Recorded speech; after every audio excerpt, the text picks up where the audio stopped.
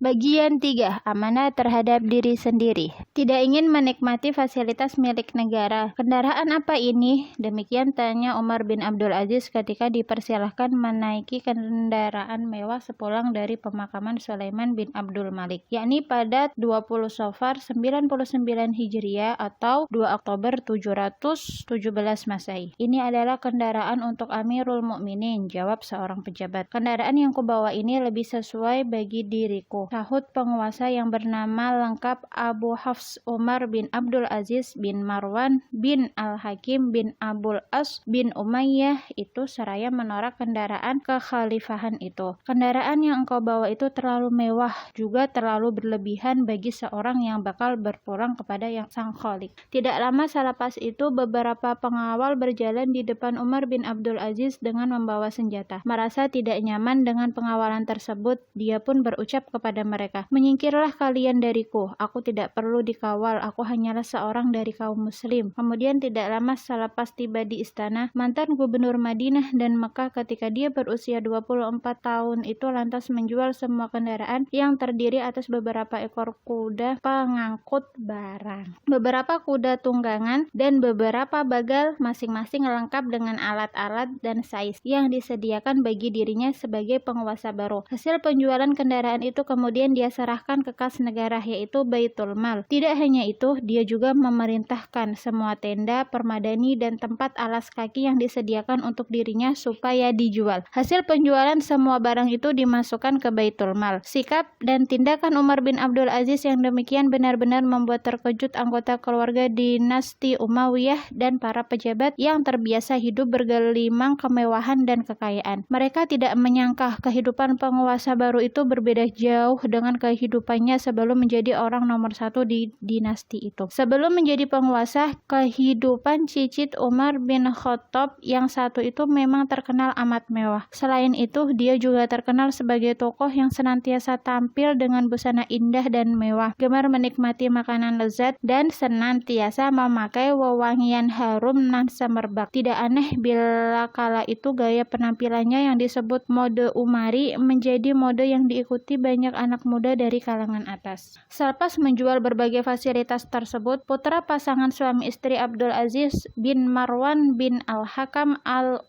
Asim Lailah binti Asim bin Umar bin Khattab itu kemudian berpaling pada dirinya sendiri. Dia pun lantas menjauhkan dirinya dari berbagai kenikmatan dan kemewahan hidup. Tidak hanya itu, dia meminta istrinya, yakni Fatimah binti Abdul Malik bin Marwan, untuk mengikuti jejak langkahnya. Dia berucap kepada sang istri tercinta, "Engkau tentu mengetahui perihal permata-permata itu juga. Jadi, dari mana semua harta itu diperoleh keluargamu? Kini engkau boleh memilih antara dua hal, memilih hidup bersama aku dan melepaskan semua harta kekayaan itu, ataukah engkau memilih harta kekayaan itu dan aku melepas engkau?" "Amirul Mukminin," jawab Fatimah binti Abdul Malik dengan suara pelan, "tentu aku lebih memilih tetap hidup bersamamu daripada bersama permata-permata itu. Malah, andai jumlah permata-permata milikmu itu berkali lipat sekalipun." Beberapa hari kemudian, ketika bersua dengan seorang pelayan istana bernama Dirham, Umar bin Abdul Aziz bertanya kepadanya, "Dirham, apa kata orang perihal diriku?" "Amirul Mukminin," jawab Dirham pelan dan penuh takzim, "apa yang hendak saya katakan? Mereka semua baik-baik saja. Hanya engkau dan saya sajalah yang kian menderita." "Loh, mengapa demikian?" sahut sang penguasa sangat penasaran. "Tentu saja, Amirul Mukminin," jawab Dirham pelan, tetapi tetap penuh takzim, "saya mengenal engkau sebelum menjabat sebagai penguasa. Sebelum ini engkau senantiasa tampil dengan busana indah nan mewah, memakai wewangian semerbak yang harum, menggemari kuda nan tangkas, dan menyukai hidangan nan lezat. Kini selepas engkau menjabat sebagai penguasa, saya berharap dapat beristirahat dan melepas diri dari berbagai kegiatan dan kesibukan. Namun, kini ternyata pekerjaanku kian berat, engkau dan saya kian menderita. Kini engkau merdeka, wahai Dirham," ucap sang penguasa, "pergilah dariku dan tinggalkanlah aku dalam keadaan begini, hingga Allah Subhanahu wa Ta'ala memberikan jalan keluar bagiku."